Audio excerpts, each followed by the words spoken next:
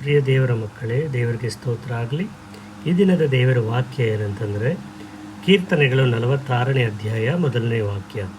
ದೇವರು ನಮಗೆ ಆಶ್ರಯ ದುರ್ಗವಾಗಿದ್ದಾನೆ, ಆತನು ಇಕ್ಕಟ್ಟಿನಲ್ಲಿ ನಮಗೆ ವಿಶೇಷ ಸಹಾಯಕನು.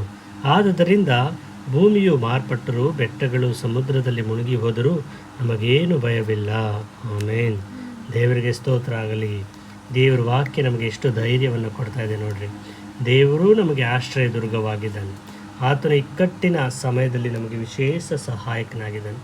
ಈ ಸಮಯದಲ್ಲಿ ಯಾರ್ಯಾರು ಇಕ್ಕಟ್ಟಿನಲ್ಲಿದ್ದಾರೋ ಅವರಿಗೆ ದೇವರು ಮಾತಾಡ್ತಾ ಇರುವ ಮಾತು, ನೀವು ಇಕ್ಕಟ್ಟಿನಲ್ಲಿದ್ದೀರಿ, ನಾನು ನಿಮಗೆ ಸಹಾಯಕನಾಗಿದ್ದೇನೆ. ನೀವು ನನ್ನನ್ನು ನಿರೀಕ್ಷಿಸಿಕೊಂಡಿರುವುದಾದರೆ ನಾನು ಯಾವತ್ತೂ ನಿಮ್ಮನ್ನು ಕೈ ಬಿಡುವುದಿಲ್ಲ.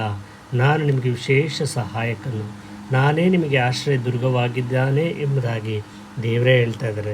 ದೇವರಿಗೆ ಸ್ತೋತ್ರ. ಒಂದು ವೇಳೆ ಯಾರಾದರೂ ಇಕ್ಕಟ್ಟಲ್ಲಿದ್ದರೆ ಈ ಕ್ಷಣದಲ್ಲಿ ಈ ವಾಕ್ಯದ ಮೇಲೆ ನಂಬಿಕೆ ಇಟ್ಟು 1-2 ಕ್ಷಣ ಕಣ್ಣು ಮುಚ್ಚಿಕೊಂಡು ದೇವ್ರ ಹತ್ರ ಕೇಳ್ರಿ. ಅಪ್ಪ, ಈ ಸಮಯದಲ್ಲಿ ಪ್ರೇಯರ್ ಮಾಡೋಣ. ಪ್ರೀತಿಯುಳ್ಳ ದೇವರೇ, ನಿಮಗೆ ಸ್ತೋತ್ರ ಕರ್ತನೆ.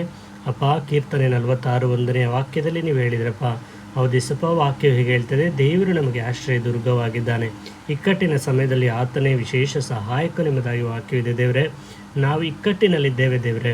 ಇಸಪ್ಪ, ಇಕ್ಕಟ್ಟಿನಿಂದ ಬಿಡಿಸಲಿಕ್ಕೆ ನೀನೇ ನಮ್ಮ ಸಹಾಯಕನು. ಒಬ್ಬ ಮನುಷ್ಯರಲ್ಲಪ್ಪ, ಯಾರೋ ಒಂದು ಹಣ ಅಲ್ಲ ದೇವರೇ, ನಿನ್ನ ಒಂದು ರಕ್ಷಣೆ ನಮಗೆ ಬೇಕು, ನಿಮ್ಮ ಸಹಾಯವು ನಮಗೆ ಬೇಕು ದೇವರೇ. ಯಾರ್ಯಾರು ಈ ರೀತಿಯಾಗಿ ಪ್ರಾರ್ಥನೆ ಮಾಡ್ತಾ ಇದ್ದಾರೋ, ಯಾರ್ಯಾರು ಒಂದು ಇಕ್ಕಟ್ಟಿನ ಸಮಯದಲ್ಲಿದ್ದಾರೋ ಕರ್ತನೆ, ಅವರೆಲ್ಲರಿಗೂ ಯೇಸುವಿ ನಾಮದಲ್ಲಿ ಬಿಡುಗಡೆಯನ್ನು ಕೊಟ್ಟು ಅವ್ರನ್ನ ಆಶೀರ್ವದಿಸಬೇಕಾಗಿ ಯೇಸು ಸ್ವಾಮಿ ಹೆಸರಿನಲ್ಲಿ ಪ್ರಾರ್ಥಿಸ್ತಾ ಇದ್ದೆ ನಮ್ಮ ತಂದೆ. ಆಮೇನ್.